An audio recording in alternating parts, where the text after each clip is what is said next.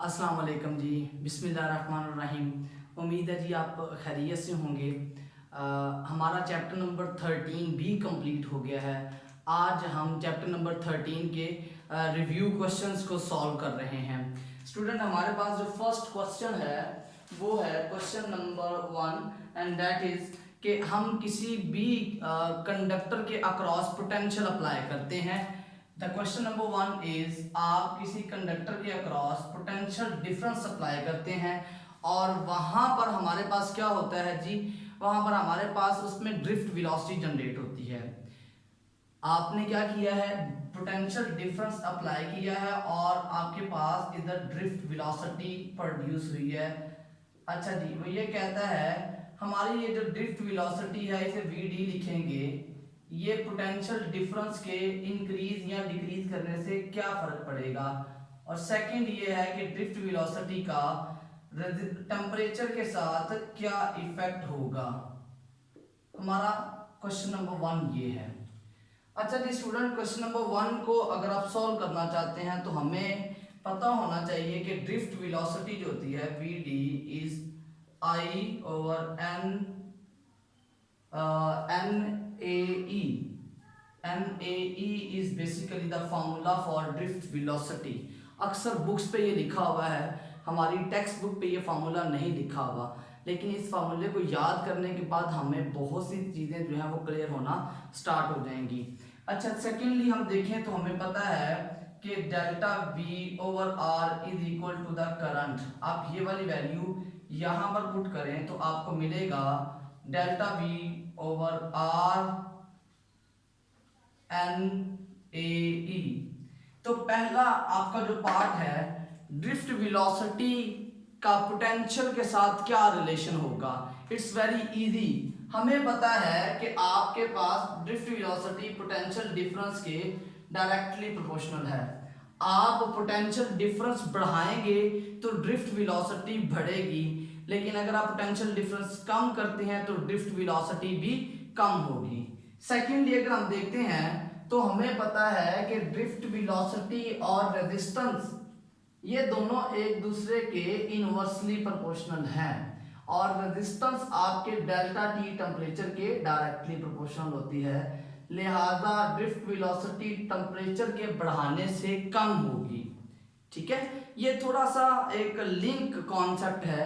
कहते हैं जी drift velocity और रेजिस्टेंस इनवर्सली प्रोपोर्शनल है। अगर ये दोनों इनवर्सली प्रोपोर्शनल है तो इसका मतलब ये हुआ कि आपके पास रेजिस्टेंस के बढ़ने से ड्रिफ्ट वेलोसिटी बढ़ेगी।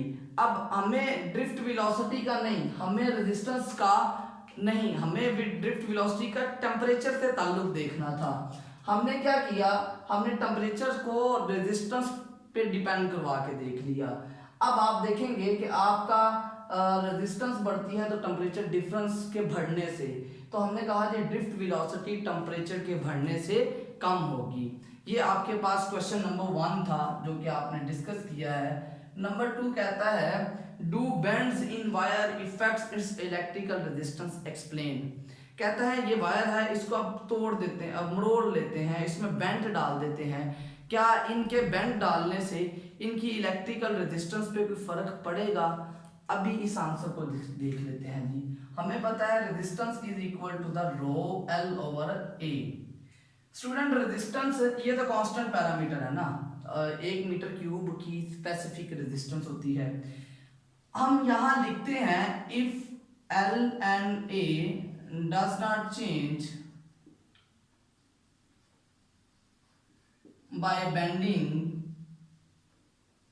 Then R will be same.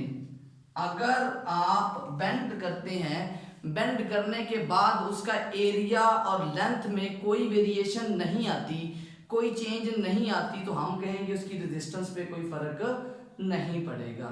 ठीक हो गया जी।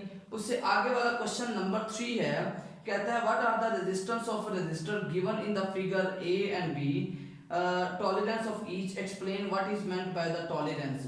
मैं इस क्वेश्चन को बिल्कुल भी सॉल्व नहीं करवा रहा। ये क्वेश्चन हमने colour code for carbon resistance में एज इट इज सॉल्व कर लिया था। तो this is your practice question, आपने इसको खुद से सॉल्व करना है। नंबर 4 आ जाता है, why does the resistance of a conductor rise with temperature. हमारे पास कंडक्टर की रेजिस्टेंस टेम्परेचर के बढ़ने से क्यों बढ़ती है। तो बात करते हैं जी नंबर 4 के बारे में।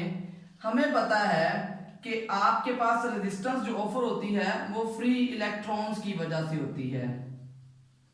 फ्री इलेक्ट्रॉन्स जो होते हैं, जो किसी कंडक्टर के अंदर चार्जेस के फ्लो की वजह बनते हैं, उनकी वजह से रेजिस्टेंस ऑफर होती है, वो कोलाइड करते हैं आपस में। अच्छा, दूसरी बात ये है, ये जो फ्री इलेक्ट्रॉन्स होते हैं इनकी एटॉमिक लेटस के साथ कोलिजन्स होती है। अब by increasing temperature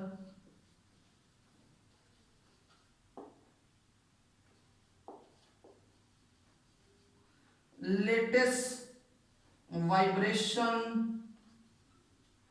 of atom increases।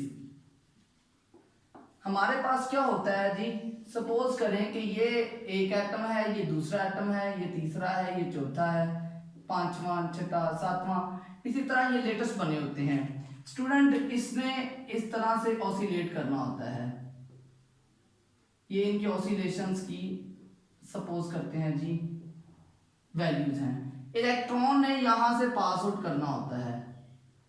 अगर इनकी ऑसिलेशंस की वैल्यू इंक्रीज करे तो इलेक्ट्रॉन्स को गुजरने में मुश्किलात का सामना होगा। इसका मतलब ये हुआ कि हमें उन इलेक्ट्रॉन्स को किसी तरीके से जो है वो उस लो वाइब्रेशन में से गुजारना है। अब टेम्परेचर के बढ़ाने से एटम्स की वाइब्रेशंस बढ़ती हैं। अगर एटम्स की वाइब्रेशंस बढ़ेंगी, इसका मतलब हमारे लिए टेम्परेचर जो है वो रेजिस्टेंस इंक्रीज करेगा, क्योंकि जैसे ही वाइब्रेशंस बढ़ेंगी, वाइब्रेशन के बढ़ने से आपके पास क्या होगा, इलेक्ट्रॉन्स जो हैं वो भी उनके गुजरने में मुश्किलात होंगी। और जब इलेक्ट्रॉन गुजरने में मुश्किल पेश आएगी, इसका मतलब ये होगा कि आपके पास जो है वो रेजिस्टेंस इंक्रीज कर चुकी हुई है। इसके बाद नंबर 5 कहते हैं, what are difficulties in testing whether the filament of a light bulb obeys Ohm's law. बेटा वो कहता है कि हमें कौन सी मुश्किलात का सामना हो सकता है कि फिलामेंट बल्ब जो है वो ओम्स लॉ को ओबे करता है या नहीं। तो बहुत सिंपल सी बात है, वो बात ये है कि आपके पास, हमें पता है बाय पैसेज ऑफ टाइम या with the passage of time color and density and temperature of filament increases। increase की लिखिए बजाय आप लिखिए changes, that's why it does not obeys Ohm's law। बड़ी सिंपल सी बात है, जो फिलामेंट बल्ब होता है उसका टेम्परेचर बढ़ जाता है, उसका कलर चेंज हो जाता है, इस वजह से हम कहते हैं कि वो आपके ओम्स लॉ को ओबे नहीं करते। तो स्टूडेंट, ये हमारा आज का लेक्चर था, जिसे आज हमने जस्ट 5 क्वेश्चंस कवर किए हैं। इंशाल्लाह नेक्स्ट जो क्वेश्चंस होंगे वो अगले आर्टिकल में, अगले लेक्चर में हम कवर अप कर रहे होंगे। उम्मीद है जी आपने इन क्वेश्चंस को समझ लिया है और इनके आंसर खुद से डिफाइन करके अपने अल्फाज में लिख लिए हैं। अपना बहुत ज़्यादा ख्याल रखिएगा जी। अल्लाह हाफिज़।